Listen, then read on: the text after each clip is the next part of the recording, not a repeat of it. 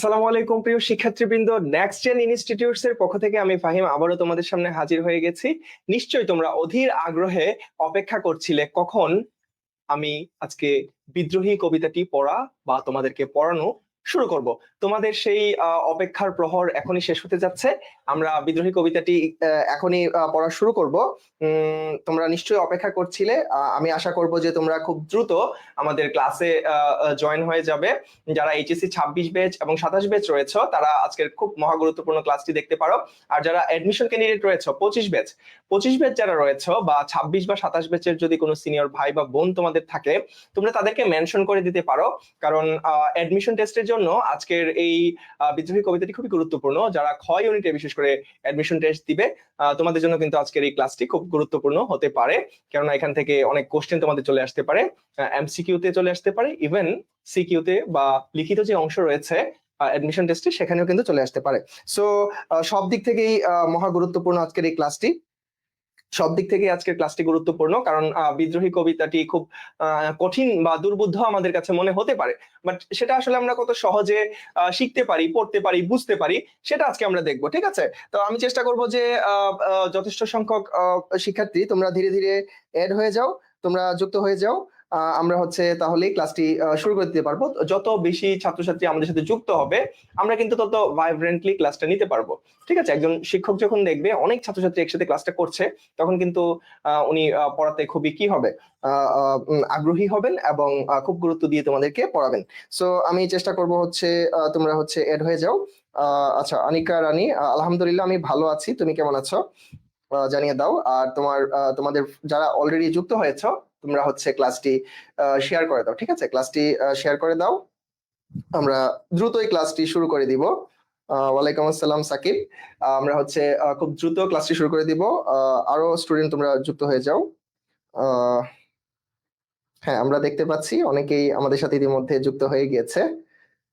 ওকে ওকে, ঠিক আছে, আমরা তাহলে কি করি, আস্তে আস্তে আমরা হচ্ছে ক্লাসের দিকে অগ্রসর হই। আর যেহেতু আজকের ক্লাসটি আমাদের প্রত্যেকটা বিষয় খুব ভালোভাবে বুঝতে হবে, তাই আমরা চেষ্টা করব যে প্রত্যেকটা শিক্ষার্থীকে সাথে নিয়ে আজকের ক্লাসটি শুরু করতে। ঠিক আছে, তো সেজন্য আমি হচ্ছে আরো 2-3 মিনিট আমি তোমাদেরকে সময় দিচ্ছি।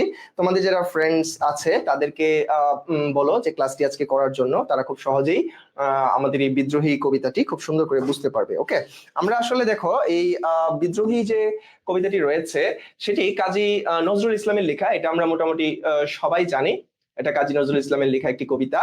এখন আমরা কবিতাটা পড়ার শুরু করার আগেই আমাদেরকে আসলে জানতে হবে উনি আসলে কবিতাটি কোন প্রেক্ষাপটে রচনা করেছেন, বা আসলে কবিতাটিতে উনি কি বোঝাতে চেয়েছেন। আমরা যদি প্রথমে একটু বুঝে নেই যে আসলে উনি কি বোঝাতে চেয়েছেন কবিতাটিতে, বা কোন প্রেক্ষাপটে উনি কবিতাটি রচনা করেছেন, তাহলে কিন্তু পুরো কবিতাটা ব্যাখ্যা আমাদের বুঝতে, পুরো কবিতার ব্যাখ্যা বিশ্লেষণ আমাদের করতে অনেক সহজ হবে। ঠিক আছে, এখানে দেখতে পাচ্ছ আজকে আমরা বিদ্রোহী কবিতা পড়বো কাজী নজরুল ইসলামের। দেখো, আসলে বিদ্রোহী কবিতাতে কাজী নজরুল ইসলাম কি উপস্থাপন করতে চেয়েছেন, আমরা প্রথমে একটু এটা বুঝে নিই যে উনি আসলে এই কবিতা দিয়ে কি আমাদেরকে বুঝাতে চেয়েছেন, কি মেসেজ আসলে উনি পৌঁছাতে চেয়েছেন এই কবিতা দিয়ে। ঠিক আছে, দেখো এখানে বলাই আছে বিদ্রোহী কবিতাটি নজরুল ইসলামের এক শক্তিশালী প্রতিবাদী কবিতা। আমরা বুঝতে পারলাম এই কবিতাটিতে কবি হচ্ছে ওনার প্রতিবাদের ভাষা। এই বিদ্রোহী কবিতাটি হচ্ছে কাজী নজরুল ইসলামের একটা প্রতিবাদের ভাষা, উনি প্রতিবাদের ভাষা হিসেবে কবিতাটি ব্যবহার করেছেন। দেখো, এটা একটা প্রতিবাদী কবিতা যা মানুষের উপর, খেয়াল করো, এখানে অত্যাচার, দেন সামাজিক অবিচার আর শোষণের বিরুদ্ধে এক দূরদমনীয় বিদ্রোহের প্রকাশ ঘটিয়েছেন। মানে উনি মানুষের বিপক্ষে যে শোষণ, নির্যাতন, অত্যাচার, অনাচার, এগুলোর বিরুদ্ধে উনি একটা বিদ্রোহী কণ্ঠ তুলে ধরেছেন এই বিদ্রোহী কবিতাটিতে। ঠিক আছে, আমরা তাহলে এটা বুঝলাম যে এটা একটা বিদ্রোহের কবিতা, এটা একটা দ্রোহের কবিতা। ওকে, উনি আসলে কোন প্রেক্ষাপটে উনি রচনা করেছেন এটা আমরা জানি। আমরা তো ফার্স্টে বুঝলাম যে কবিতাটি হচ্ছে উনি অন্যায় অত্যাচারের বিরুদ্ধে বিদ্রোহ প্রকাশ করেছেন, ওনার প্রতিবাদ প্রকাশ করেছেন। এখন এটা আসলে কোন প্রেক্ষাপটে রচিত হয়েছে, কবিতাটি কত সালে বা কোন সময়কালে উনি রচনা করেছেন, এটা যদি আমরা বুঝতে পারি তাহলে ওনার বিদ্রোহের কারণটাও আরো স্পষ্টভাবে আমরা বুঝতে পারবো। খেয়াল করো, উনি কিন্তু কবিতাটি রচনা করেছেন এই ব্রিটিশ ঔপনিবেশিক শাসনামলে। দেখো, ব্রিটিশ ঔপনিবেশিক শাসনামলে কি ছিল, পুরো ভারতীয় উপমহাদেশ, আমাদের পুরো ভারতবর্ষ আমরা কিন্তু ব্রিটিশদের অধীনে ছিলাম। ব্রিটিশরা কিন্তু আমাদের অত্যাচার নির্যাতন নিপীড়ন করেছে, রাইট? তো যেহেতু ব্রিটিশদের অত্যাচার নির্যাতনে ছিলাম, আমরা পরাধীন ছিলাম, তো কাজী নজরুল ইসলাম সেই প্রেক্ষাপটে উনি সেই অত্যাচারের বিরুদ্ধে কি করেছে, কণ্ঠ উপস্থাপন করেছেন। পরাধীনতার শৃঙ্খল ভেঙে স্বাধীন হওয়ার জন্য এই ভারতীয় উপমহাদেশের মানুষকে উদ্বুদ্ধ করেছেন এই কবিতা দিয়ে। ঠিক আছে, খেয়াল করো যে এই যে ব্রিটিশ ঔপনিবেশিক শাসনে এই ভারতের যে তোমার অসহযোগ আন্দোলন চলছিল, তখন কাদের বিরুদ্ধে অসহযোগ আন্দোলন? ব্রিটিশদের বিরুদ্ধে অসহযোগ আন্দোলন চলছিল। একই সময় ওই প্রেক্ষাপটটাতে খেয়াল করো, প্রথম বিশ্বযুদ্ধ সংঘটিত হয়ে গিয়েছিল। প্রথম বিশ্বযুদ্ধের পরে পুরা বিশ্ব একটা মানবতর জীবন আমরা দেখেছি, পুরা বিশ্বের একটা মানবেতর জীবন দেখেছি। মানুষের জীবনের মূল্য কতটা কমে যেতে পারে প্রথম বিশ্বযুদ্ধ আমাদেরকে দেখিয়েছে। রক্তের বন্যা আর এই মানবিকতার যে একটা আকর্ষণ, সেটা আমরা দেখতে পেয়েছি। মানবিকতা যেন মানুষকে স্পর্শ করেছে, মানুষকে ডেকেছে যে কোথায় আজ মানবতা, কোথায় আজ মানবিকতা। এরকম একটা বর্বর বিশ্বযুদ্ধ হয়ে গেল। তো এই সময়কালটাতে খেয়াল করো, এই বিশ্বব্যাপী একটা মানবিক সংকট তৈরি হয়েছিল। মানবিকতার একটা মানে স্পৃহার অভাব ছিল, যে মানবিকতা নাই বিশ্বে, তাই না? একটা বিশ্বযুদ্ধ হয়ে গেল, তো মানবিকতা একটা তীব্র সংকট ওই সময়কালে দেখা গিয়েছে। এই আর এই এই যে প্রেক্ষাপটটা ছিল, যে একটা বিশ্বযুদ্ধ হলো, এত রক্তক্ষরণ হলো, এবং অন্যদিকে ব্রিটিশরা হচ্ছে আমাদের অত্যাচার করছে। এই যে এত সব মানবিকতার সংকট, এত সব নির্যাতন, অত্যাচার, এই সব কিছুর প্রেক্ষাপটে, এই সব কিছুর একটা চূড়ান্ত আগ্নেয়গিরির উদ্গীরণের মতো কাজী নজরুল ইসলাম এই কবিতাটি রচনা করে ফেলেছেন। ঠিক আছে, তো এই ছিল মূলত আমাদের এই রচনার প্রেক্ষাপট। আমরা এটা বুঝতে পারলাম। ওকে, আমরা বুঝতে পারলাম যে কেন কেন কাজী নজরুল ইসলাম এই কবিতাটি রচনা করেছেন। উনি অন্যায় দেখছেন, পুরো পৃথিবী জুড়ে উনি অন্যায় দেখতে পেয়েছেন, অবিচার দেখতে পেয়েছেন। উনি ভারতবর্ষে দেখতে পেয়েছেন কিভাবে পরাধীনতার শৃঙ্খলে ভারতবর্ষের লোকজনকে শোষণ করা হচ্ছিল, নিপীড়ন করা হচ্ছিল, নির্যাতন করা হচ্ছিল। সেই প্রেক্ষাপট থেকে ওনার ভেতর থেকে তার বিদ্রোহী সত্তা জেগে উঠেছে। এবং এখানে বিদ্রোহী বলতে খেয়াল করো, আমরা এখানে দেখবো বলবীর চির উন্নত মমশির। উনি বারবার বীরের কথা বলছেন। সেই বীর উনি শুধুমাত্র নিজে না, সেই বীর উনি ভারতীয় উপমহাদেশের প্রত্যেকটা মানুষকে বীর হিসেবে সম্বোধন করেছেন। যে শুধু ভারতীয় উপমহাদেশের মানুষ প্লাস কবি সবাই মিলে একটা সংঘবদ্ধ শক্তি। এখানে শুধুমাত্র কবি নিজের কথাই বলে নাই, উনি সংঘবদ্ধ সেই শক্তির কথা বলেছে, যে পুরো ভারতীয় উপমহাদেশের নিষ্পেষিত নিপীড়িত মানুষ সবাই মিলে একটা সংঘবদ্ধ শক্তি। সবাই অন্যায়ের বিরুদ্ধে, অত্যাচারের বিরুদ্ধে যদি রুখে দাঁড়ায়, তাহলে পৃথিবী থেকে অন্যায় অবিচার একেবারে একেবারে ধুয়ে মুছে পরিষ্কার হয়ে যাবে। তাহলে চলো আমরা কবিতা পড়া শুরু করি। দেখো, কবিতা শুরুই করেছেন উনি, বলো বীর। আমি বলেছি এই বীর নট অনলি কবি, ওকে, শুধু কবি না, এখানে প্রত্যেকটা নিষ্পেষিত, নিপীড়িত, নির্যাতিত মানুষ হচ্ছে এখানে বীর। ওকে, তাহলে চলো দেখি, বলো বীর, বলো উন্নত মমশির। উন্নত মমশির, এই দেখো, মম মানে হচ্ছে আমার। ঠিক আছে, এখানে মম মানে হচ্ছে আমার শির। হ্যাঁ, আমার শির বা নিজ। এখানে মম মানে আমার, বা হচ্ছে এখানে বলতে চাচ্ছে নিজের, নিজের শির। এই শির মানে কি? এই মাথা। ঠিক আছে, এই শির মানে তোমার এই মাথা, তোমার মেরুদণ্ড। ঠিক আছে, তোমার মাথা সবসময় কি করতে হবে? উন্নত রাখতে হবে। উনি কি বলতে চেয়েছে? উন্নত বলতে মাথা সবসময় সোজা রাখতে হবে, শির দ্বারা তোমার সবসময় সোজা রাখতে হবে, সেটা উনি বোঝাচ্ছে। দেখো, আপন তেজ, বীরত্ব ও ত্যাগের মহিমায় কি করতে বলেছে? যে মাথা সোজা রাখতে বলেছেন উনি। আর মম মানে আমি বলেছি যে আমার। মম মিন্স আমার বা আমার নিজের। ঠিক আছে, সেটা হচ্ছে মম। তারপরে দেখো, শির নেহারি আমারই। শির নেহারি আমারই, এখানে নেহারি মানে দেখো, এখানে আমি লিখে রেখেছি, নেহারি মানে হচ্ছে দেখে, মানে আমার শির দেখে, আমার মাথা দেখে নত শির ওই শিখর হিমাদ্রির। মানে শির নেহারি আমার, আমার মাথা দেখে নতশির ওই শিখর হিমাদ্রির। এখন এই যে হিমাদ্রি, হিমাদ্রি মানে হচ্ছে হিমালয়।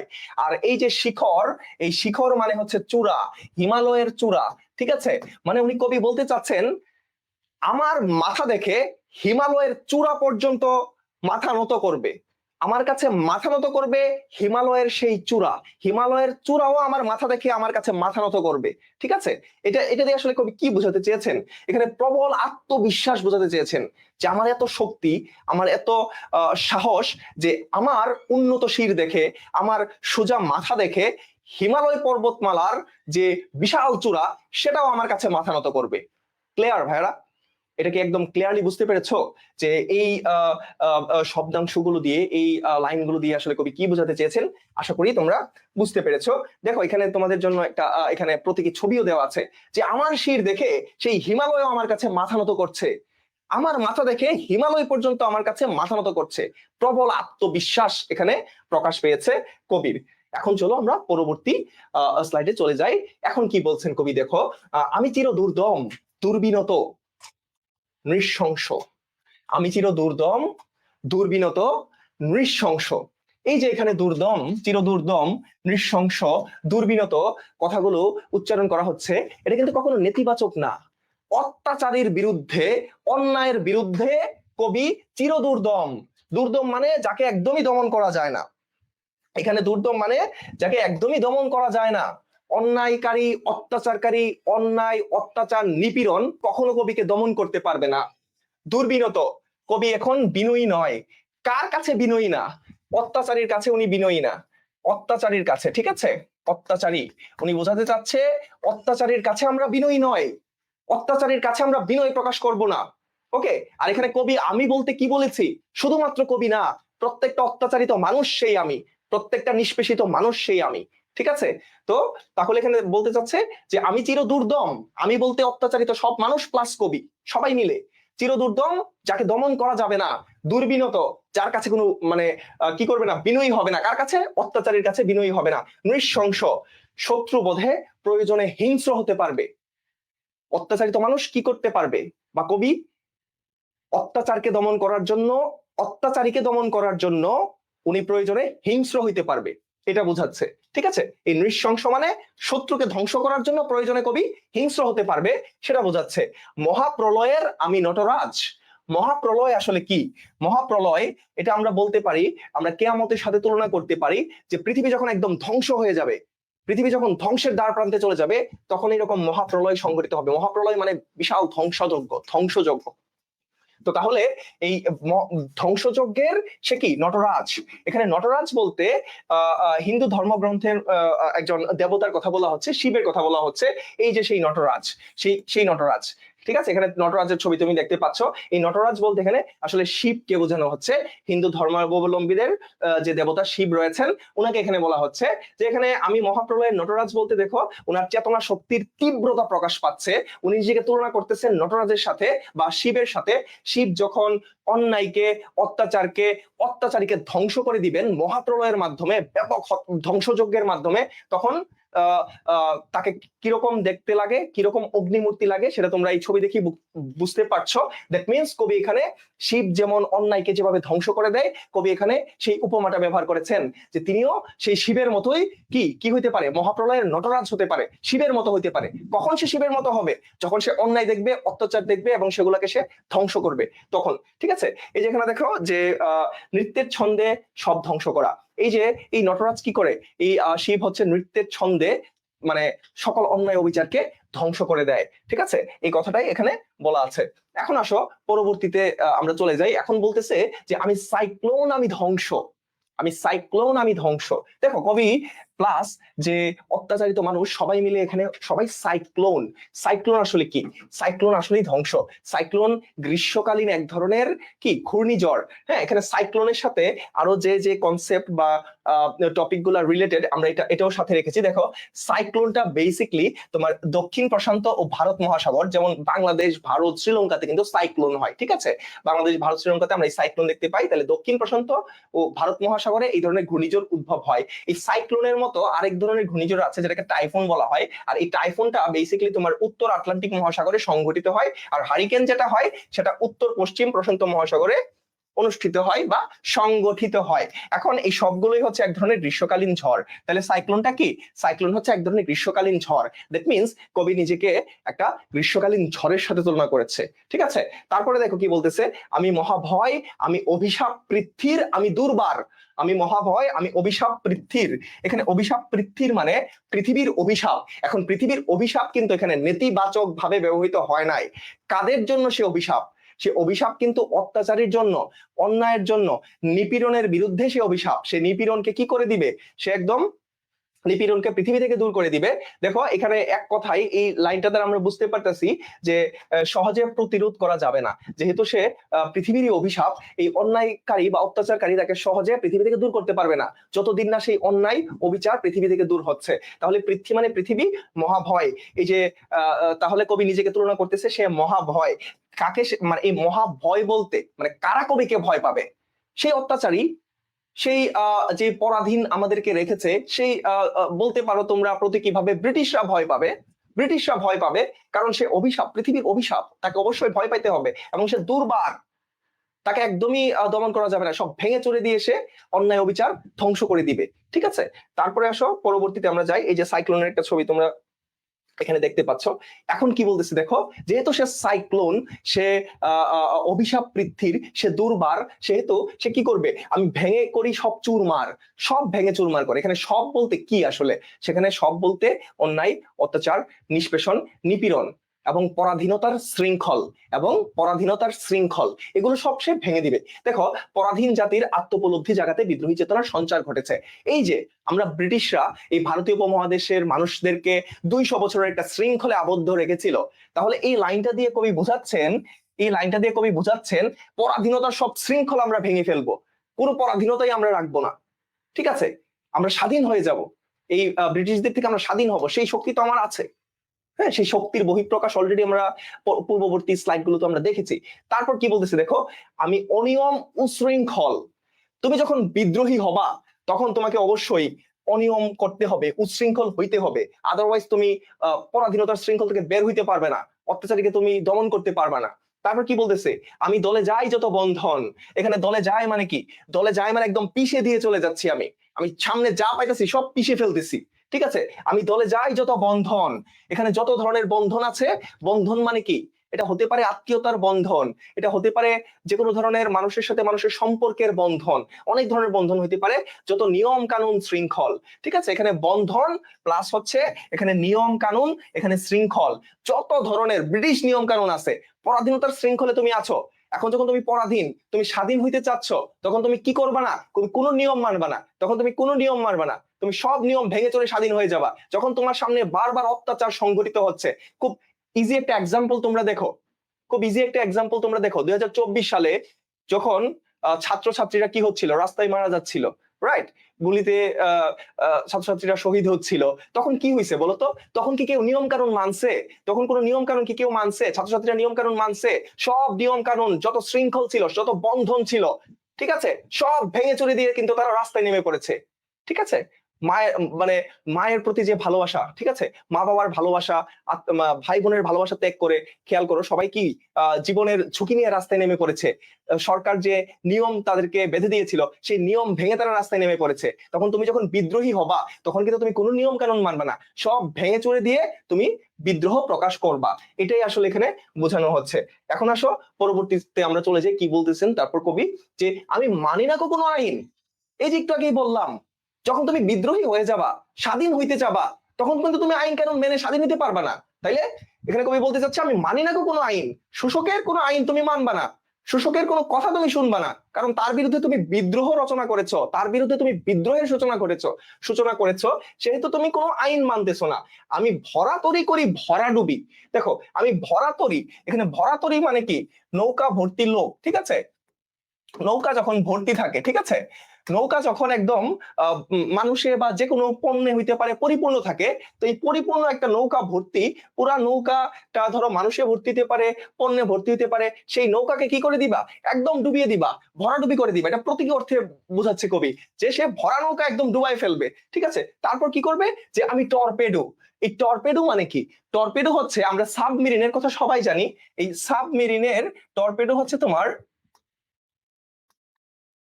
সাবমেরিনের বোমা। সাবমেরিন থেকে যে বোমাটা আসলে লঞ্চ করা হয় সেটাকে টর্পেডো বলে।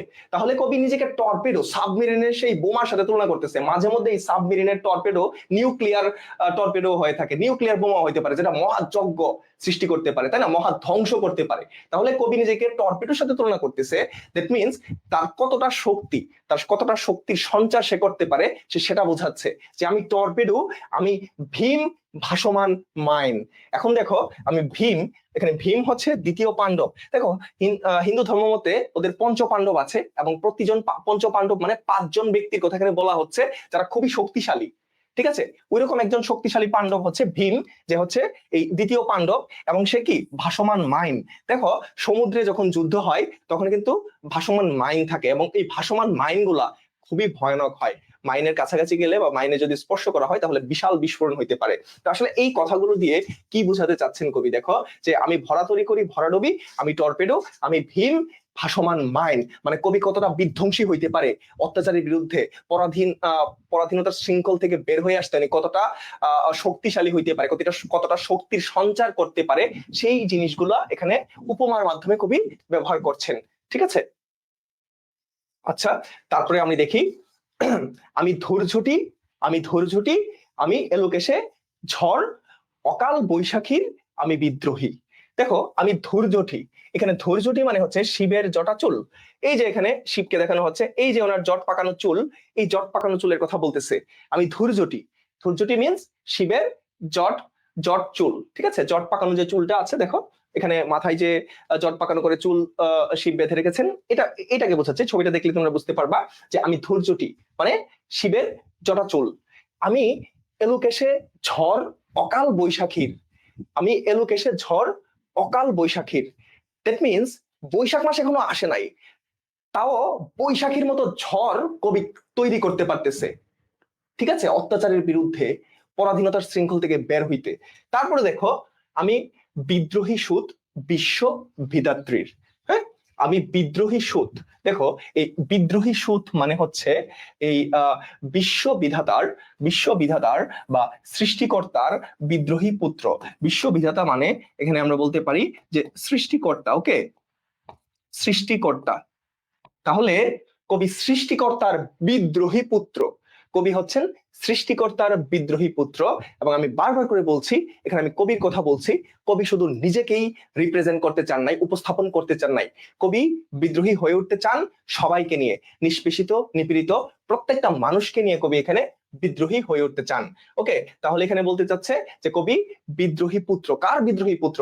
সৃষ্টিকর্তার বা বিশ্ব বিধাতার উনি বিদ্রোহী পুত্র। ঠিক আছে, বুঝতে পেরেছি বিদ্রোহী সুত মানে কি আমি বুঝতে পেরেছি। ওকে, এখন আসো বলবীর চির উন্নত মমশির, এই কথাটা কবি আবার উচ্চারণ করেছেন। বলবীর চির উন্নত মমশির, আমি সৃষ্টি, আমি সৃষ্টি মানে কি এখানে মুক্তি পাগল প্রতিটি মানুষ। এই যে এখানে আমি, এখানে আমি শুধু কবি একা নয়, বারবার করে আমি একটা কথা বলছি যে আমি শুধু এখানে কবি একা নয়, এখানে হচ্ছে মুক্তি পাগল প্রতিটা মানুষ, যারা পরাধীনতার শৃঙ্খল থেকে মুক্তি পাইতে চায়, যারা ব্রিটিশদের বিরুদ্ধে মানে বিদ্রোহ করে স্বাধীনতা ছিনিয়ে আনতে চায়, এটা হচ্ছে সেই আমি। আমি সৃষ্টি, আমি সৃষ্টি, আমি ধ্বংস। কবি এখানে নিজেকে সৃষ্টি এবং ধ্বংস উভয়ের সাথে তুলনা করছেন। আমি লোকালয়, আমি শ্মশান। দ্যাট মিনস আমি যেমন কিছু সৃষ্টি করতে পারি আমার মুক্তির জন্য, আমার স্বাধীনতার জন্য, আমি কিভাবে ধ্বংস করতে পারি। আমি যেমন লোকালয় তৈরি করতে পারি, একইভাবে আমি সেই লোকালয়কে শ্মশানে পরিণত করতে পারি। কিসের জন্য? আমি কেন এগুলো করব? যখন আমার সামনে আমি অত্যাচার নিপীড়ন দেখব, তখন আমি লোকালয়কে, আমি সেই অত্যাচার নিপীড়ন বন্ধ করার জন্য সেটাকে শ্মশানেও পরিণত করতে পারবো। দেখো শোষিতের লোকালয় ও শোষকের শ্মশান। তাহলে এখানে কাকে, এই লোকালয়টা আসলে কার? যেসব শোষিত মানুষ, যেসব মানুষ শোষণের শিকার হচ্ছে, তাদের লোকালয়টাকে লোকালয়ই রাখবেন। আর কোন লোকালয়টাকে উনি শ্মশান বানাচ্ছেন? এই যে শোষক, যারা শোষণ করছে, অত্যাচার করছে, নিপীড়ন করছে, সেই নিপীড়কদের শ্মশান উনি তৈরি করবেন। এই জন্য এখানে এটা বলতেছে যে আমি লোকালয়, আমি শ্মশান। তাহলে শোষিত মানুষের জন্য উনি লোকালয়, বাট যারা শোষক, নিষ্পেষক, নিপীড়ক, অত্যাচারী, তাদের জন্য উনি শ্মশান তৈরি করবেন। ঠিক আছে, এই পরিমাণ বিদ্রোহ এখানে কবি প্রকাশ করছেন। এখন আসো পরবর্তীতে কবি কি বলেছেন, আমরা সেটাই চলে যাই।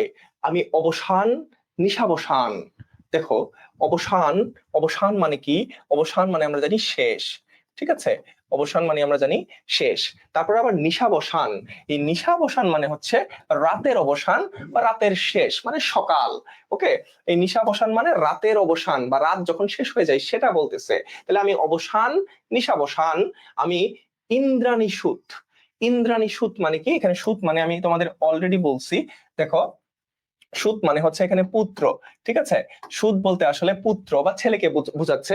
তাহলে কবি কার সাথে তুলনা করছেন নিজেকে? ইন্দ্রাণীর ছেলের সাথে তুলনা করতেছে, ঠিক আছে। ইন্দ্রাণী বা সূচি, তার পুত্রের নাম হচ্ছে জয়ন্ত, ঠিক আছে। ইন্দ্রাণী সুত একজন কি ছিলেন? একজন বীর ছিলেন। তাহলে যেহেতু ইন্দ্রাণীর পুত্র একজন বীর ছিলেন, সেই বীরের সাথে কবি বা নিষ্পেষিত মানুষকে উনি তুলনা করছেন। এখন আসো, হাতে চাঁদ ভালে সূর্য, মম এক হাতে বাঁকা বাঁশের বাঁশরি, আরেক হাতে রণতুর্য, ঠিক আছে। হাতে চাঁদ ভালে সূর্য, মম এক হাতে মোর বাঁশের বাঁশরি, আর হাতে রণতুর্য। এখানে মম মানে বলছিলাম, মম মানে কি বলছিলাম মনে আছে? আমার। মম মানে বলেছিলাম আমার, ওকে। এখানে মম মানে আমার। এখানে ভাল বলতে বোঝানো হচ্ছে কপাল। তাহলে হাতে হচ্ছে চাঁদ, আর কপালে হচ্ছে কি? সূর্য। এই যে কপালে হচ্ছে এখানে কি? সূর্য, দেখতে পাচ্ছ? তাহলে হাতে হাতে চাঁদ ভালে সূর্য, মম মানে আমার, এক হাতে হচ্ছে বাঁকা বাঁশের বাঁশরি। এই যে এক হাতে আমার হচ্ছে বাঁকা বাঁশের বাঁশরি, আর হাতে তো অলরেডি চাঁদ আছেই, তাহলে আমার কপালে আছে সূর্য, আমার এক হাতে আছে বাঁকা বাঁশের বাঁশরি, এক হাতে আছে আমার চাঁদ, আরেক হাতে কি আছে? আরেক হাতে আছে রণতুর্য। রণতুর্য মানে বিদ্রোহী ও প্রেমের দ্বৈত সত্তা। এই যে আরেক হাতে আছে রণতুর্য। এই রণতুর্য বলতে বোঝানো হচ্ছে একই সাথে বিদ্রোহ এবং প্রেম। কবি বোঝাতে চাচ্ছেন, মানে কবি শুধুমাত্র বিদ্রোহীও নয়, কবির মধ্যে অবশ্যই মানবতার জন্য প্রেম রয়েছে। অবশ্যই মানবতার জন্য, নিষ্পেষিত মানুষের জন্য, নিপীড়িত মানুষের জন্য, পরাধীন মানুষের জন্য কবির মনে প্রেম রয়েছে। আর বিদ্রোহ কাদের বিরুদ্ধে রয়েছে? নিষ্পেষক, নিপীড়ক, নির্যাতিত মানুষের জন্য কবির রয়েছে বিদ্রোহ। ঠিক আছে, বুঝতে পেরেছি আমরা। এখন আসো, কবি আরো কি কি বোঝাতে চেয়েছেন? আমি বেদুইন, আমি চেঙ্গিস। ঠিক আছে, কবি নিজেকে বেদুইন বলতেছে। বেদুইন কারা? যারা এই আরব দেশগুলোতে বিভিন্ন জায়গায় ভাসমান লোক, এক জায়গা থেকে আরেক জায়গায় মুভ করে, ঠিক আছে, তারা হচ্ছে বেদুইন, যাযাবর প্রকৃতি। ঠিক আছে, এখানে বেদুইন হচ্ছে যারা আসলে যাযাবর, ওকে, যাযাবর, যারা এক জায়গায় বেশিক্ষণ থাকে না। তাহলে আমি বেদুইন, আমি চেঙ্গিস। তোমরা চেঙ্গিস খানরে চিনো। এখানে কবি চেঙ্গিস আসলে একজন নেতিবাচক ক্যারেক্টারই ছিল। সে প্রায় অনেক মানুষকে হত্যা করেছে। সে যে যে জায়গায় গিয়েছে সেখানে রক্তের বন্যা বইয়ে দিয়েছে। এখন কবি নিজেকে চেঙ্গিসের সাথে তুলনা করে চেঙ্গিসের নেতিবাচক দিকগুলাকে তুলে ধরছেন না, ওই চেঙ্গিসের সাথে তুলনা করেছেন যে অন্যায়কারী, অত্যাচারকারী, আমাকে ভয় করো, আমি কিন্তু চেঙ্গিসের মতো তোমাদেরকে কি করব? তোমাদেরকে প্রতিহত করব, তোমাদের বিরুদ্ধে বিদ্রোহ ঘোষণা করব। এই জিনিসটা কবি বোঝাতে চাচ্ছেন যে আমি বেদুইন, আমি চেঙ্গিস, আমি আপনারে ছাড়া করি না কাহারও পুরনিশ। মানে আমি আমার নিজেকে ছাড়া আর কারো কাছে মাথা নত করি না। অন্যায়কারী, অত্যাচারকারী, তোমরা শুনে রাখো, আমি কিন্তু বেদুইন, আমি কিন্তু চেঙ্গিস, আমি আমাকে ছাড়া আর কারো কাছে মাথা নত করি না।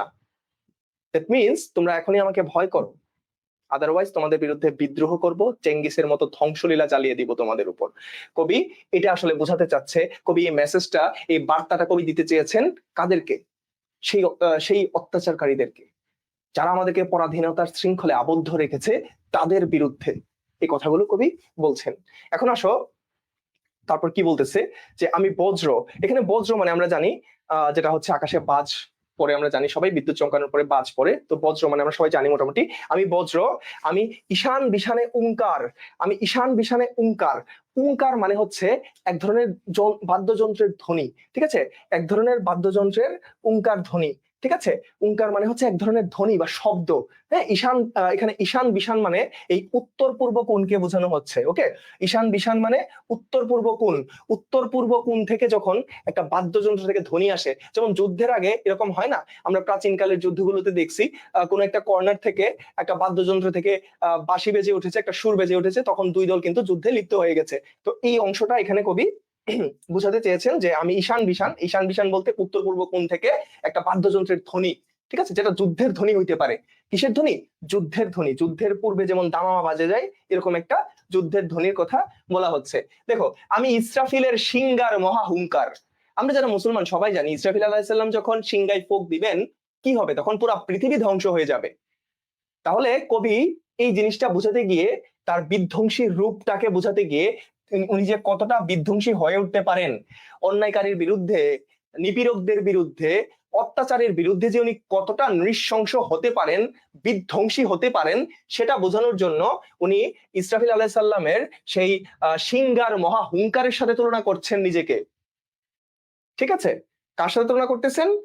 ইসরাফিল আলাইহিস সালামের সিংগার মহা হুঙ্কার, যেই হুঙ্কারের পরে পৃথিবী ধ্বংস হয়ে যাবে, সেটার সাথে তুলনা করছেন যে অত্যাচারকারী তোমরা সাবধান হয়ে যাও, সতর্ক হয়ে যাও, আমি কিন্তু ইসরাফিলের সিংগার মহা হুঙ্কার, আমি বিধ্বংসী হয়ে উঠতে পারি যখন আমার চোখের সামনে আমি অত্যাচার দেখি, নিপীড়ন দেখি, নির্যাতন দেখি। ঠিক আছে, এটা দিয়ে আসলে কবি এটা বোঝাচ্ছেন। এখন আসো আমি তারপর দেখি কি, আমি পিনাক পানির ডমরু ত্রিশূল, এই ত্রিশূল মানে হচ্ছে এই যে জিনিসটা, ঠিক আছে, এই এই যে হাতিয়ারটা, ঠিক আছে, এটা দিয়ে যুদ্ধ করা হয়, শত্রুর বিরুদ্ধে, অন্যায়ের বিরুদ্ধে, অত্যাচারের বিরুদ্ধে যুদ্ধ করা হয়, সেটা হচ্ছে ত্রিশূল। এখন আসো এই এই পিনাক পানি বলতে আসলে কাকে বোঝানো হচ্ছে? এই পিনাক পানি বলতে হচ্ছে, এই পিনাক মানে হচ্ছে এখানে শিবকে বোঝানো হচ্ছে, এই পানি মানে হচ্ছে এখানে হাতের কথা বলা হচ্ছে। ঠিক আছে, এই পিনাক মানে হচ্ছে এখানে আবার আমরা দেখতে পাচ্ছি হিন্দু ধর্ম মতে এই যে শিবের কথা বলা হচ্ছে, শিব, পানি মানে হচ্ছে তার হাত, শিবের হাতের, তাহলে আমরা দেখতে পাচ্ছি এখানে হচ্ছে শিবের হাতের এই ডমরু কোনটা বলতো? ডমরু হচ্ছে এই ডুগডুগির মতো যন্ত্রটা, হ্যাঁ, এটা বাজায় ডুগডুগির মতো যন্ত্রটা, এটা হচ্ছে তোমার ডমরু। ঠিক আছে, এই জিনিসটা হচ্ছে আমার এই ডমরু, এটা হচ্ছে আমার ডমরু, আর এটা হচ্ছে আমার ত্রিশূল। বুঝতে পারলাম?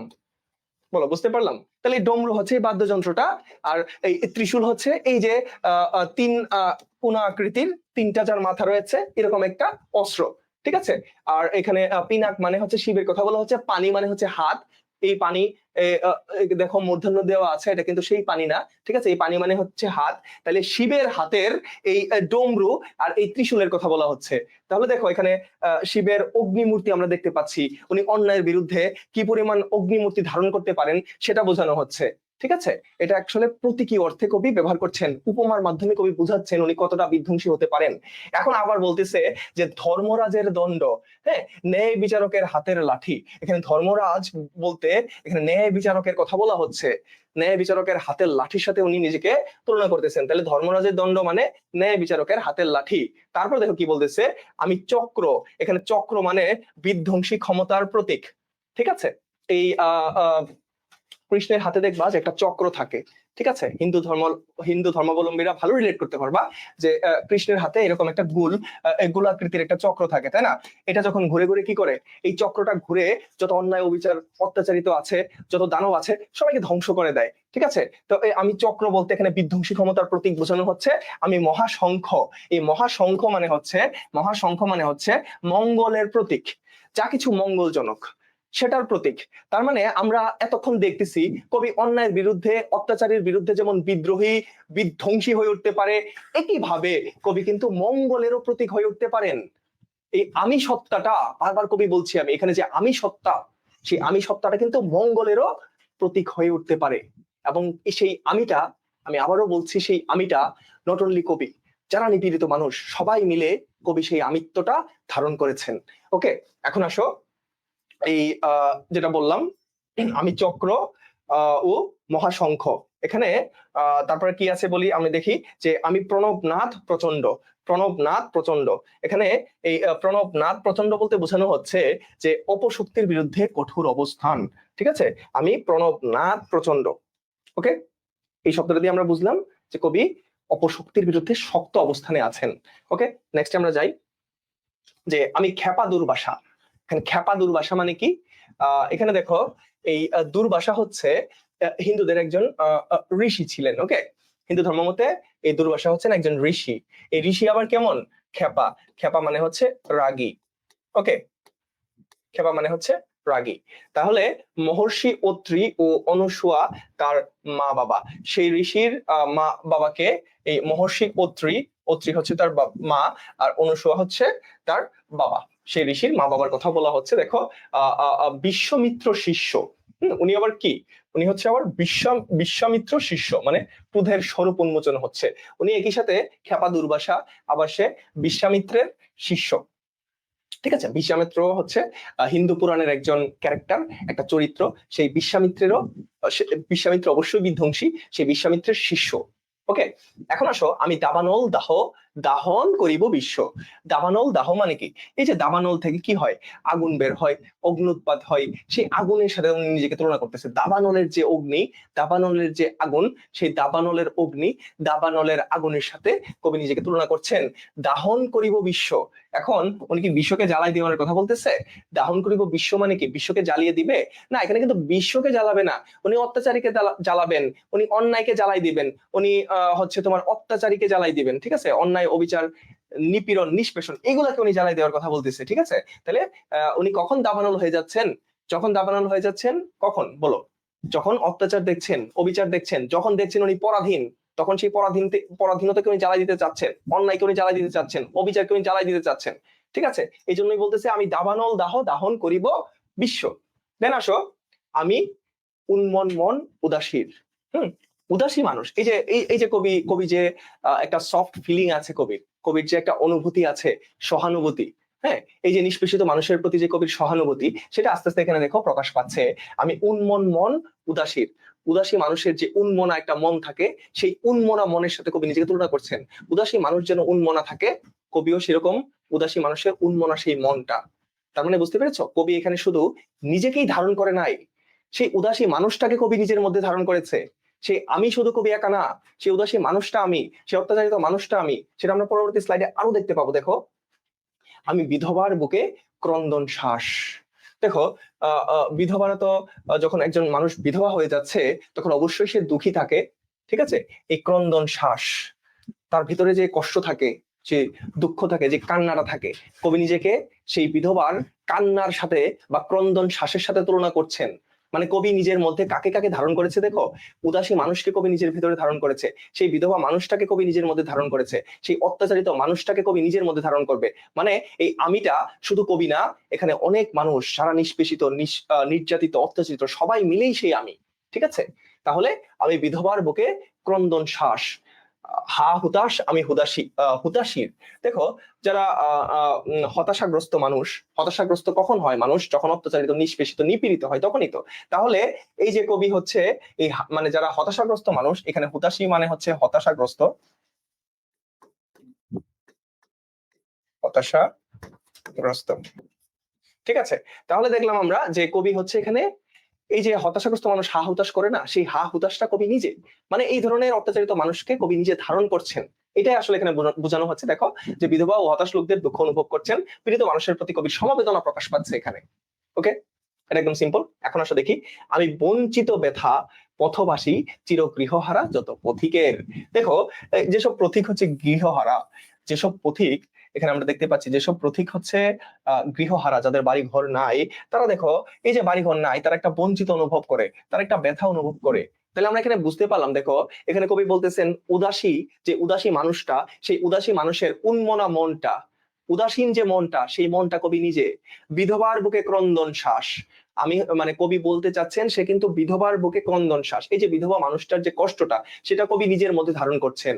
একইভাবে যেসব মানুষ গৃহহারা, তাদের যে ব্যথা, তাদের যে কষ্ট, সেটাও কবি নিজে, নিজের সাথে সেটার তুলনা করছেন। দ্যাট মিনস সেই কবি আমি, সেই কবি একই সাথে অত্যাচারিত নিষ্পেষিত সব মানুষকে নিজের ভেতরে ধারণ করছেন। তার মানে আমি যখন বিদ্রোহী বলতেছি, কবি যখন আমি বিদ্রোহী বলতেছেন, তো সেই বিদ্রোহীর যে আমিটা, সেটা কিন্তু সকল ধরনের নিষ্পেষিত মানুষ। এটা আমি বারবার করে তোমাদেরকে রিমাইন্ডার দিচ্ছি। তাহলে দেখো যে উদ্বাস্তুদের মনে কষ্ট অনুভব করতে পারছেন উনি, যেটা অলরেডি বলেছি। এখন দেখো কি বলতেছে, আমি অবমানিতের মরম বেদনা। দেখো এখন মানে যত মানুষ কষ্ট করতেছে, প্রত্যেকের রিপ্রেজেন্টেশন কবি নিজে করতেছেন, প্রত্যেকের উপস্থাপন কবি নিজের মধ্যে নিয়ে আসতেছেন, ঠিক আছে। যে উনি বলতেছেন যে অবমানিতের, অবমানিত মানে কি? যাদেরকে অপমান করা হয়েছে, অপমানিত মানুষ, ঠিক আছে। এই অবমানিতের মানে হচ্ছে অপমানিত মানুষের মরম বেদনা। অপমানিত মানুষ অপমানিত হওয়ার ফলে যেরকম বেদনা অনুভব করে, কবি নিজেকে সেটার সাথে তুলনা করছেন। দেখো, বিষ জ্বালা প্রিয় লাঞ্ছিত বুকে গতি ফের। এখানে দেখো, বিষ জ্বালা, বিষ জ্বালা মানে কি? কষ্টের যে বহিঃপ্রকাশ, ঠিক আছে। কষ্টের যে বহিঃপ্রকাশ, বা কষ্ট পাইলে আমাদের যে ব্যথা বা যন্ত্রণা ভেতর অনুভব হয়, সেটা বোঝানো হচ্ছে। প্রিয় লাঞ্ছিত বুকে গতি ফের, মানে লাঞ্ছিতের বুকে আশা জাগায় ও তাদের অধিকার আবার ফিরিয়ে দেয়। এখানে দেখো, তাহলে প্রিয় লাঞ্ছিতের বুকে এই গতি ফের, গতি ফের মানে কি? এই যে একটা মানুষ লাঞ্ছিত হয়েছে, তোমার সামনে যখন ধরো একটা মানুষ লাঞ্ছিত অপমানিত হবে, তুমি যখন তাকে কি করবা? তুমি যখন তাকে পজিটিভলি বুঝাবা যে আপনার সেই অপমানের প্রতিশোধ আমরা নিব, তখন সেই লাঞ্ছিত যে মানুষটা, তার ভিতর কি হবে? তার ভিতর একটা পজিটিভিটি আসবে। সে একটু কি হবে? সে একটু মানে হতাশাগ্রস্ত, তার হতাশাগ্রস্ততা যে তার রয়েছে সেটা কিন্তু দূর হয়ে যাবে। সেটাই বলতেছে যে তার অধিকার, এই যে লাঞ্ছিত মানুষটা অধিকার বঞ্চিত হয়েছে, সেই অধিকার কবি ফিরিয়ে দিচ্ছেন। তার ফলে কি হচ্ছে? সেই লাঞ্ছিত মানুষটা কিন্তু সে আবার নিজের ভেতরে শক্তি সঞ্চার করছেন যে না, আমাকে এই অত্যাচারীর বা অন্যায়ের বিরুদ্ধে কি করতে হবে? রুখে দাঁড়াইতে হবে। ওকে, এখন আসো আমরা চলে যাই যে আমি উত্তর বায়ু মলয় অনিল। দেখো, উত্তর বায়ু মানে হচ্ছে উত্তর দিকের বাতাস, যেটাকে বলা হচ্ছে মলয় অনিল। ঠিক আছে, পশ্চিম পর্বতের বাতাস। এখানে উত্তর বায়ু মলয় অনিল বলতে এখানে পশ্চিম দিকের যে পর্বত রয়েছে, পাহাড় রয়েছে, সেই পাহাড়ের বাতাসের সাথে তুলনা করছেন কবি নিজেকে, যে উত্তর দিকের এই মলয় অনিল মানে পশ্চিম পর্বতের বাতাস উনি উদাস পূরবী হাওয়া। একই সাথে উনি যখন উত্তরের হাওয়া, একইভাবে উনি কিন্তু উদাস পূরবী হাওয়া মানে পূর্ব দিকেরও হাওয়া। ঠিক আছে, তখন আসলে তারপরে কি বলতে চাচ্ছেন কবি দেখি। আমি পথিক কবির গভীর রাগিনী। এখানে রাগিনী বলতে আসলে সুর বোঝানো হচ্ছে। এখানে রাগিনী মিন্স হচ্ছে সুর। এখানে রাগিনী মিন্স হচ্ছে সুর। আমি পথিক কবি। হ্যাঁ, এই পথে পথে যারা গান করে এরকম আছে না, মানে কি বলি, যে এরকম অনেক ব্যক্তি আছে দেখবা যে মানে ফকির বেশে থাকে, ফকিরের মতো থাকে, তারা পথে পথে গান গেয়ে বেড়ায়, ঠিক আছে, ভিক্ষা করে বা হচ্ছে সাহায্য চায় মানুষের কাছে। তো ওইরকম পথচারী যে কবিরা রয়েছে, পথচারী যে সকল মানুষ মানে গান করছেন, সেই গানকারী পথচারী মানুষদের গভীর রাগিনী। মানে এখানে দেখো আসলে এই পথচারী বলতে বাউলদের কথা বলা হচ্ছে। মানে কবি বোঝাতে চাচ্ছেন উনি বাউলের গানের সুর। তার মানে এই লাইনটা দিয়ে আমরা বুঝতে পারতেছি আমি পথিক কবির গভীর রাগিনী, মানে বাউলরা কি করে? রাস্তাঘাটে ঘুরে ফিরে আর গান গান টান করে। তাহলে এখানে পথিক কবির গভীর রাগিনী মানে বাউলের গানের সুরের সাথে কবি নিজেকে তুলনা করছেন। এখন আসো বেনুবিনে গান গাওয়া। এখানে বেনুবিনে গান গাওয়া কি? বেনু মানে কি? এখানে বেনুবিন হচ্ছে এখানে বাঁশির গান। ঠিক আছে, এই বেনু মানে হচ্ছে বাঁশ, আর বিন হচ্ছে এখানে বাঁশির সাথে তুলনা করা হচ্ছে। তাহলে এখানে বাঁশির কথা বলতেছে। তারপর বলতেছে যে আমি আকুল নিধাগ তিয়াসা। এখানে আকুল নিধাগ, নিধাগ মানে হচ্ছে গ্রীষ্মের যে তীব্র তৃষ্ণা। হ্যাঁ, তিয়াসা মানে তো আমরা এখানে বুঝতেছি, তিয়াসা মানে হচ্ছে তৃষ্ণা। তিয়াসা মানে তৃষ্ণা পেলে, গ্রীষ্মকালে তোমার যখন তৃষ্ণা পাবে, পানির তৃষ্ণা পাবে, তখন যেরকম একটা অবস্থা তোমার মধ্যে বিরাজ করবে, কবি সেই অবস্থাটাকেই নিজের মধ্যে উপমা হিসেবে ব্যবহার করছেন। মানে আমি আকুল নিধাগ তিয়াসা, গ্রীষ্মের যে তীব্র তৃষ্ণা, কবি সেটাকে নিজের সাথে তুলনা করছেন। দেন এখানে কি চলে আসছে আমরা দেখি যে আমি রৌদ্র রুদ্র রবি, আমি মরুনির ঝড় ঝড় ঝড়। এখানে দেখো এই যে মরুনির ঝড় মানে এই মরুভূমির যে ঝর্ণা, মরুভূমির ঝর্ণা। ঠিক আছে, এখানে মরুর যে ঝর্ণা ধারা, মরুভূমির যে ঝর্ণা, মরুভূমির ঝর্ণার পানি যেরকম ঝরঝর করে, কবি সেটাকে নিজের সাথে তুলনা করছে যে আমি রৌদ্র রুদ্র রবি। রৌদ্র রুদ্র রবি মানে হচ্ছে এখানে আমরা জানি সূর্য। এখানে সূর্য একদম যখন আকাশে সূর্য থাকে, এট দ্য সেম টাইম তখন যখন দেখবা মরুভূমিতে একটা ঝর্ণা রয়েছে, সেই সূর্যের আলোতে সেই ঝর্ণাটা ঝরঝর করে, মানে খুব টলটল করে পানিতে। আমরা বলি না যে সূর্যের আলো যখন পানিটাতে পড়ে তখন যেরকম ঝরঝর করে। তাহলে এটা একটা উপমা হিসেবে ব্যবহার করেছেন যে কবি নিজে মরুভূমির ঝর্ণার সাথে তুলনা করছেন। কখন দেখো মরুভূমির ঝর্ণার সাথে তুলনা করছেন? উনি প্রথমে কিন্তু আগে বলে নিয়েছেন যে নিধাক তিয়াসা। হ্যাঁ, এই নিধাক তিয়াসা মানে এই যে যে মানুষটার তীব্র তৃষ্ণা পেয়েছে, সেই তীব্র তৃষ্ণার্ত মানুষের কাছে উনি মরুভূমির নির্ঝর ঝরঝর।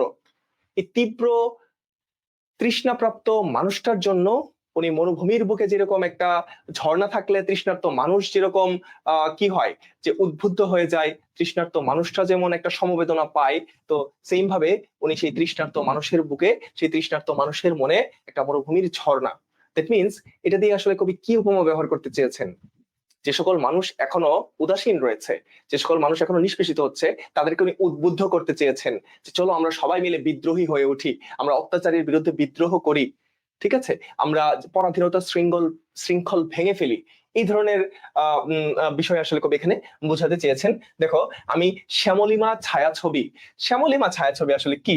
এই যে বৃক্ষের সবুজ শ্যামল, যে যখন আমাদের চারপাশে অনেক বৃক্ষ থাকে, গাছপালা থাকে, গাছপালা কি দেয় আমাদেরকে? প্রচুর ছায়া দেয় না? আসলে সেটা বোঝা হচ্ছে সবুজ গাছপালার সমারোহকে আসলে কবি এখানে বোঝাচ্ছেন। ঠিক আছে, তাহলে এখন চলো দেখি। আমি অরফিয়াসের বাঁশরি, অরফিয়াস মানে হচ্ছে এখানে একটা পৌরাণিক একটা ক্যারেক্টার বা পৌরাণিক একটা চরিত্র, যে অরফিয়াসের কি থাকে, একটা বাঁশের বাঁশি থাকে। তাহলে সে নিজেকে অরফিয়াসের বাঁশের বাঁশির সাথে তুলনা করতেছেন। দ্যাট মিনস একটু আগে যেটা আমি তোমাদেরকে বললাম, যে বাঙালি জাতিকে বিদ্রোহের অগ্নিমন্ত্রে জাগাতে চেয়েছেন অরফিয়াসের বাঁশির সুর।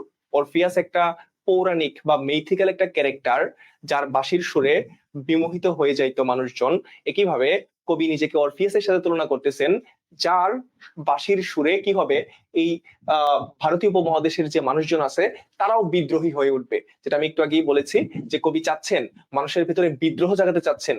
ভারতবর্ষের প্রতিটা মানুষের বুকে তখন কবি বিদ্রোহ জাগাতে চাচ্ছেন। এসব মানুষ বিদ্রোহ করবে, অন্যের বিরুদ্ধে বিদ্রোহ করবে, পরাধীনতার বিরুদ্ধে বিদ্রোহ করবে। এই জিনিসটা আসলে বোঝানোর জন্য উনি অরফিয়াসের বাঁশির কথা উনি বলতেছেন, মহাসিন্ধু উতলা ঘুম ঘুম, মহাসিন্ধু উতলা ঘুম ঘুম। এখানে মহাসিন্ধু বলতে বোঝানো হচ্ছে উত্তাল সমুদ্র। ঠিক আছে, মহাসিন্ধু মহাসিন্ধু উতলা ঘুমধুম মানে বলতেছে যে এই উত্তাল সমুদ্র, উত্তাল সমুদ্র যখন উত্তাল থাকে তখন ব্যাপক বিশাল বিশাল ঢেউ আসে, তাই না? অনেক ব্যাপক ঢেউ আসে। দ্যাট মিনস কবি কি করতে পারেন, মানে অরফিয়াসের বাঁশির বাঁশরি যেমন সবকিছুকে বিমোহিত করে দেয়, একইভাবে কবি মহাসিন্ধু উতলা ঘুমধুমের মাধ্যমেও, মানে এই এই এই লাইনটা দিয়ে বোঝাচ্ছে যে কবি কিন্তু উত্তাল সমুদ্রকেও কি করে দিতে পারে, শান্ত করে দিতে পারে, ঠান্ডা করে দিতে পারে। দেখো, উত্তাল সমুদ্রকে শান্ত করে দেওয়া, হ্যাঁ, এই পুরা সমুদ্রটাকে, যেটা উত্তাল আছে সেটাকে ঘুমের মধ্যে পাঠিয়ে দিতে পারে। ঠিক আছে, এই মহা সিন্ধু মানে হচ্ছে এখানে সমুদ্র, এই সমুদ্রকে কি করতে পারে, সে যে সমুদ্রটা হচ্ছে উত্তাল আছে, সেই উত্তাল সমুদ্রটাকে সে হচ্ছে ঘুমে পাঠিয়ে দিতে পারে। এখানে ঘুম ঘুম মানে হচ্ছে এখানে অ্যাকচুয়াল ঘুম না, শান্ত করে দিতে পারে। এখানে ঘুম মানে বোঝানো হচ্ছে যে এই মহাসমুদ্রটাকে আমি চাইলে কি করতে পারে, শান্ত করে দিতে পারে। এখন আসো, ঘুম চুমু দিয়ে করি নিখিল বিশ্বে নিজ ঝুম। মানে এখানে কি বলতেছে দেখো, ঘুম চুমু দিয়ে করি নিখিল বিশ্বে নিজ ঝুম, মানে মানে এখানে ঘুম চুমু বলতে এখানে অকৃত্রিম ভালোবাসা। মানে কবি এতক্ষণ বিদ্রোহের কথা বলেছেন, বাট কবির ভেতরে যে অসংখ্য ভালোবাসা রয়েছে, কবির ভেতরে যে ভালোবাসাও রয়েছে, মায়াও রয়েছে, সেই বহিঃপ্রকাশটা উনি এখানে করছেন। যে ঘুম চুমু মানে অকৃত্রিম ভালোবাসা দিয়ে উনি সমস্ত পৃথিবী, এই যে নিখিল বিশ্ব, এই নিখিল বিশ্ব মানে হচ্ছে সমস্ত পৃথিবী। ওকে, নিখিল বিশ্ব মানে সমগ্র বিশ্ব, তো আমরা জানি পৃথিবী। উনি সকল সমগ্র বিশ্বকে ভালোবাসা দিয়ে একদম চুপ করে দেওয়াইতে পারে। ঠিক আছে, উনি সমগ্র বিশ্বকে ভালোবাসা দিয়ে চুপ করে দিবেন। কিন্তু চুপ করে দিবেন মানে কি, সমগ্র বিশ্বের যত অন্যায় বিচার আছে সব উনি দূর করে দিবেন, সব উনি দূর করে দিবেন। ভালোবাসা দিয়ে বিশ্বে উনি শান্তি প্রতিষ্ঠা করবেন, ভালোবাসা দিয়ে বিশ্বের মধ্যে শান্তি বিরাজ করতে চান কবি, সেটা প্রকাশ পাচ্ছে এখানে। ওকে, মম বাঁশরীর তানে পাশরি, মম, মম মানে আমি অলরেডি বলছি যে আমার, বাঁশরীর তানে মানে আমার বাঁশির সুরে সবকিছু সবকিছু সব অন্যায় অবিচার মানুষ ভুলে যাবে, সব অন্যায় বিচার দূর হয়ে যাবে, মানুষকে ভুলিয়ে দিবেন। বাঁশের বাঁশরি দিয়ে সকল অন্যায় বিচারকে উনি ভুলিয়ে দিবেন। ওকে, আচ্ছা, তারপর কি আছে, যে আমি পরশুরামের কঠোর কুঠার। পরশুরাম হচ্ছে এক ধরনের বীর, হিন্দু পুরাণ অনুযায়ী সেও একজন বীর। তার হচ্ছে কাঠের একটা কুঠার ছিল যেটা খুবই কঠোর। ঠিক আছে, কঠোর বলতে কি, সেই কুঠার দিয়ে সে একটা কোপের মাধ্যমে কি করতে পারে, মানে পুরো একটা গাছকে দ্বিখণ্ডিত করতে পারে। মানে এখানে কবির শক্তি বা বীরত্বের প্রকাশটা ঘটতেছে। দেখো, বীরত্বের ধরন ও সংগ্রামী চেতনার স্বরূপ বোঝাচ্ছে। পরশুরাম যেমন তার কুঠার দিয়ে এক কোপে কি করতে পারে, গাছ একদম কেটে ফেলতে পারে। একইভাবে কবি এই উপমা দিয়ে বোঝাচ্ছেন উনি কতটা কঠোর হতে পারেন, কতটা আত্মবিশ্বাসী হইতে পারেন, কতটা সাহসী হতে পারেন। মানে অত্যাচারীকে এই ভারতীয় উপমহাদেশ থেকে বা বিশ্ব থেকে অত্যাচারকে দূর করার জন্য কতটা কঠোর হতে পারেন সেই উপমা এখানে ব্যবহার করছেন। ঠিক আছে, এখানে আসলে এই পরশুরামকে এই বিশ্লেষণ এখানে দেওয়া আছে। হিন্দু পুরাণ মতে একজন পরশুরাম বলতে হচ্ছে বিষ্ণুর ষষ্ঠ অবতারের কথা বলতেছে। ঠিক আছে, তো এখানে বিস্তারিত কথা দেওয়া আছে, এটা আমি আর যাচ্ছি না। তাহলে এখন চলো আমরা যাই, যে নিক্ষত্রিয় করিব বিশ্ব। এই নিক্ষত্রিয়, নিক্ষত্রিয় করিব বিশ্ব বলতে উনি বলতেছে যে এই নিক্ষত্রিয় মানে হচ্ছে যুদ্ধটাকে দূর করবে, যুদ্ধমুক্ত বিশ্ব করবে। ঠিক আছে, নিক্ষত্রিয় মানে বিশ্বকে যুদ্ধ থেকে মুক্ত করবে। ওকে, এই যে এই নিক্ষত্রিয় করিব বিশ্ব, যুদ্ধ থেকে উনি বিশ্বকে মুক্ত করবে, এই জিনিসটা আসলে ওনার মাথায় আসলো কিভাবে? ওই যে প্রথম বিশ্বযুদ্ধে উনি অংশগ্রহণ করেছিলেন বাঙালি পল্টনে, উনি কিন্তু প্রথম বাঙালি পল্টনে যোগ দিয়েছিলেন, দিয়ে কিন্তু প্রথম বিশ্বযুদ্ধে অংশগ্রহণ করেছেন। সো এই প্রথম বিশ্বযুদ্ধের যে ধ্বংসলীলা উনি দেখেছেন, এই জন্য আসলে ওনার ভেতরে একটা কাজ করতেছে যে উনি পুরো বিশ্ব থেকে এই যুদ্ধটাকে দূর করবে। কিভাবে দূর করবে দেখো, বিশ্বটাকে যুদ্ধ থেকে দূর করে উনি আনিবে শান্তি, শান্ত, উদার। উনি বিশ্ব থেকে যুদ্ধ দূর করে বিশ্বে শান্তি প্রতিষ্ঠা করতে চান, সেটা বোঝাচ্ছেন। ওকে, ওকে, তাহলে চলো আমরা দেখি যে আমি হল, দেখো এখানে হল মানে হচ্ছে লাঙলের কথা বলা হচ্ছে, বলরাম স্কন্ধে, স্কন্ধ মানে হচ্ছে কাঁধ। ঠিক আছে, কাঁধ তো আমরা বুঝি, এই যে সেই বলরাম, এই বলরামের কাঁধে হচ্ছে একটা লাঙল। তাহলে উনি নিজের শক্তিমত্তার উপস্থাপনের জন্য বলরামের লাঙলের সাথে তুলনা করছেন। ঠিক আছে, যে আমি হল বলরাম স্কন্ধে, বলরামের কাঁধে যে লাঙলের যে শক্তি, সেই শক্তির সাথে কবি নিজেকে তুলনা করছেন। ওকে, আমি উপারি ফেলিব অধীন বিশ্ব, অবহেলে নবসৃষ্টির মহানন্দে। আমি উপারি ফেলিব অধীন বিশ্ব। দেখো, অধীন বিশ্ব মানে কি? এখানে এই পরাধীনতার শৃঙ্খল, অধীন বিশ্ব হচ্ছে এখানে পরাধীনতার শৃঙ্খল। ওকে, এখানে পরাধীনতা, উনি পরাধীনতাকে উপড়ে ফেলবে। এই যে আমরা ব্রিটিশরা আমাদের পরাধীন করে রেখেছিল, এই প্রেক্ষাপট আবার কোথায় চলে গেছে? দেখো, ব্রিটিশদের পরাধীনতার শৃঙ্খলে আমরা ছিলাম, ভারতীয় উপমহাদেশের মানুষজন ছিল। তো সেই পরাধীনতা উনি উপড়ায় ফেলবে একদম, অবহেলে নবসৃষ্টির মহানন্দে। যখন তুমি উপড়ায় ফেলবা অধীনতাকে, পরাধীনতাকে, তখন তুমি মুক্ত হয়ে যাবা। তখন সেই মুক্তির যে মহানন্দ যে তোমার মধ্যে সৃষ্টি হবে, এই যে নবসৃষ্টি মানে তুমি সবকিছু নতুন করে সৃষ্টি করেছো। তুমি যখন একটা পরাধীনতার শৃঙ্খল থেকে বের হয়ে গেছো, তখন তুমি তোমার দেশটাকে নতুন করে সাজাবা, নতুন করে সৃষ্টি করবা, সেই আনন্দে তুমি পরাধীনতাকে পুরো পৃথিবী থেকে দূর করে দিবা। এটা বোঝাতে চাচ্ছেন এখানে কবির। যে ব্রিটিশ অধীনতা ছিল, ব্রিটিশ অধীনতার মধ্যে যে আমরা ছিলাম, সেটাকে উনি আসলে উপড়ে ফেলতে চাচ্ছেন। ঠিক আছে, উপড়ে ফেলে কি করবে, কিসের কিসের জন্য উনি উপড়ে ফেলতে চাচ্ছেন? এই যে একটা স্বাধীনতার স্বাদ পাবেন, সেই স্বাধীনতার স্বাদের প্রেক্ষিতে উনি পরাধীনতাকে উপড়ে ফেলতে চাচ্ছেন। ওকে, এখন আসো, মহাবিদ্রোহী রণকান্ত, আমি সেই দিন হব শান্ত। ঠিক আছে, মহাবিদ্রোহী রণকান্ত, এখানে রণকান্ত মানে কবি এখানে যোদ্ধা সত্তাটা বোঝাচ্ছেন। তার মানে সেই বিদ্রোহী যোদ্ধা তখনই শান্ত হবেন, এই বিদ্রোহী যোদ্ধা তখনই শান্ত হবেন যবে উৎপীড়িতের ক্রন্দন রোল।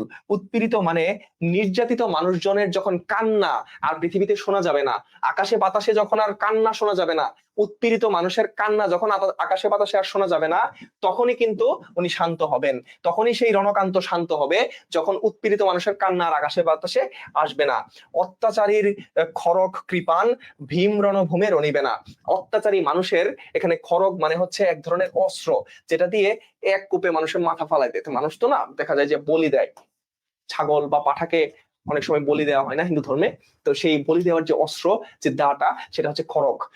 তাহলে কবি বুঝাতে চাচ্ছেন এই অত্যাচারীর খড়গ এবং এই কৃপান মানে হচ্ছে এক ধরনের তরবারি, যেটা শিখরা ইউজ করে। ঠিক আছে, শিখ ধর্ম মতে কৃপান মানে হচ্ছে এক ধরনের অস্ত্র, এটা তাদের একটা পবিত্র অস্ত্র।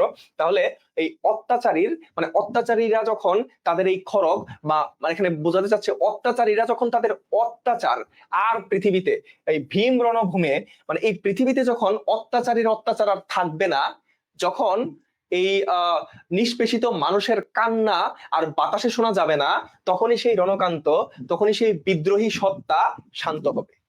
এই ছিল আমাদের বিদ্রোহী কবিতার মূল বিশ্লেষণ। তাহলে এখানে আরেকটা রয়েছে, আমরা এটা শেষ করে দিই, যে বিদ্রোহী রণকান্ত, আমি সেই দিন হব শান্ত, আমি চির বিদ্রোহী বীর, বিশ্ব ছাড়ায় উঠিয়াছি এক চির উন্নত শির। মানে এই যে আমি চির বিদ্রোহী বীর, আমি একজন বিদ্রোহী বীর, আমি পুরো বিশ্বকে ছাড়ায়া এক উন্নত শির, মানে আমার একটা সুউচ্চ মাথা দাঁড় করে আমি দাঁড়িয়ে আছি, যে অন্যায় অবসানে একাই মাথা উঁচু করে আমি দাঁড়ায় আছি। তো বেসিক্যালি এটাই ছিল আমাদের বিদ্রোহী কবিতার অংশ। তোমরা হচ্ছে আশা করি ক্লাসটা উপভোগ করেছো। আমি তোমাদের কোশ্চেন গুলো আসলে এটা পরে থেকে আর দেখতে পাই নাই। হ্যাঁ, এই কবিতায় সাকিব ইসলাম বলেছো, এখানে অনেক ধরনের কনসেপ্ট আসলে কবিতায় লুকায় আছে, এটা ট্রু। এখানে অনেক ধরনের কনসেপ্ট আমাদের লুকিয়ে ছিল। তাহলে আসলে আমরা যদি এই মূল বিষয়বস্তুর সংক্ষেপ দেখি কবিতার, যারা একদম শেষ পর্যন্ত ক্লাসটা করেছো, দেখো আসলে কবি কি বোঝাতে চাইছে, যেটা আমি যদিও তোমাদের এক্সপ্লেন করেছি, তাও আমি এখানে তোমাদেরকে দেখাচ্ছি। দেখো, সামাজিক ও রাজনৈতিক বিদ্রোহ করেছেন কবি। তাহলে এই যে ব্রিটিশ ঔপনিবেশিক শাসন, সামাজিক কুসংস্কারের বিরুদ্ধে সোচ্চার প্রতিবাদ উনি করেছেন। ব্যক্তিগত ও আত্মিক মুক্তির কথা এখানে বলেছেন, যে নিজের ও সমাজের সকল শৃঙ্খল, বলছিল না যে আমি মানি না কোনো আইন মারবে না, মানে পদদলিত করবেন যত শৃঙ্খল আছে সব কি করবেন, একদম দলে চলে যাবেন, একদম ভেঙে চলে যাবেন। তাহলে সব কিসের শৃঙ্খল থেকে মুক্তি পাইতে চাইছেন? উনি নিজের মানবিক এবং আত্মিক শৃঙ্খল থেকে উনি মুক্তি পাইতে চাইছেন। মুক্তি লাভের আকাঙ্ক্ষা ওনার মধ্যে প্রকাশ পেয়েছে। একইভাবে আমরা দেখছি যে অন্যায়ের বিরুদ্ধে আপোষহীন প্রতিবাদ। তাহলে কবি কিন্তু অন্যায়ের বিরুদ্ধে আপোষহীন প্রতিবাদের কথা বলেছেন। আর একটা জিনিস আমরা দেখছি, এখানে আমরা হিন্দু ধর্মের কথা দেখছি, আমরা এখানে শিখ ধর্মের কথা দেখছি, আমরা এখানে মুসলমান ধর্মের কথা দেখছি। সব ধর্মীয় গোঁড়ামি উনি বাদ দিতে চাইছেন, যে সকল ধর্মের মানুষের উপস্থিতি এখানে আছে, সকল ধর্মের বীরদের কথা এখানে বলা আছে, সকল ধর্মগ্রন্থের যে মূল বিষয়গুলো এখানে চলে আসছে। তার মানে ওনার এই কবিতাটা একটা, আমরা বলতে পারি, অসাম্প্রদায়িক একটা কবিতা। যত ধরনের নির্যাতিত মানুষ, শুধুমাত্র হিন্দুরা নির্যাতিত হয় নাই, মুসলমানরা নির্যাতিত হয় নাই, শিখরাও নির্যাতিত হয় নাই, খ্রিস্টানরাও নির্যাতিত হয়েছে, সবাই নির্যাতিত হয়েছে। দ্যাট মিনস সকল নির্যাতিত মানুষের একটা সম্মিলিত কণ্ঠস্বর উনি এই কবিতায় উপস্থাপন করেছেন। তাহলে এই ধর্মীয় গোঁড়ামি ওনার এই কবিতায় স্থান পায় নাই। ঠিক আছে, সকল ধরনের অত্যাচারিত মানুষের বলিষ্ঠ কণ্ঠস্বর উনি এই কবিতায় উপস্থাপন করেছেন। এই ছিল মূলত আমাদের বিদ্রোহী কবিতার যে মূল থিম। তোমাদের যদি প্রশ্ন আসে, সিকিউ আসে, এরকম আসবে যে উদ্দীপকটি এই বিদ্রোহী কবিতার কোন অংশটা প্রকাশ পাচ্ছে, তাহলে এখানে প্রকাশ পেতে পারে অন্যায়ের বিরুদ্ধে আপোষহীনতার প্রতিবাদ, এখানে প্রকাশ পেতে পারে সামাজিক রাজনৈতিক বিদ্রোহের বিষয়টা, এখানে প্রকাশ পেতে পারে ব্যক্তিগত ও আত্মিক মুক্তির বিষয়টা। ঠিক আছে, এই বিষয়গুলো এখানে প্রকাশ পেতে পারে। তোমাদেরকে অসংখ্য ধন্যবাদ যারা একদম লাস্ট পর্যন্ত ক্লাসটি দেখেছো। তোমাদের যদি কোনো কোশ্চেন থাকে সেই ক্ষেত্রে আমাকে কোশ্চেন করতে পারো, আদারওয়াইজ হচ্ছে আমরা আজকের ক্লাসটি এখানেই শেষ করে দিব। ওকে, হোপফুলি তোমরা ক্লাসটি উপভোগ করেছো। তোমাদের আর ব্যক্তিগত কোনো কোশ্চেন নাই। তাহলে যদি কোশ্চেন না থাকে, আজকের মতো আমরা এই বিদ্রোহী কবিতা দিয়ে ক্লাসটি এখানেই শেষ করছি। আর আশা করব যে অন্য আরেকদিন বাংলার আরেকটা গুরুত্বপূর্ণ জিনিস নিয়ে তোমাদের সামনে হাজির হয়ে যাব। সেই পর্যন্ত তোমরা সবাই ভালো থেকো, সুস্থ থেকো। আল্লাহ হাফেজ।